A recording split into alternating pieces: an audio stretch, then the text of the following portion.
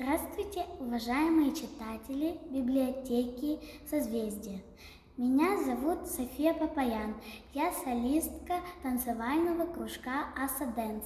Сегодня я вам расскажу основные традиции армянской семьи.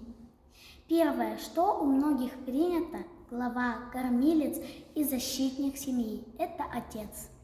Охранительница очага – мама. Второе.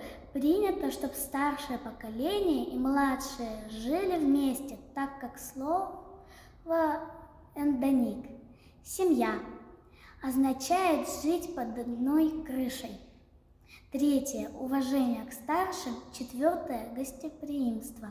Всем спасибо. До свидания.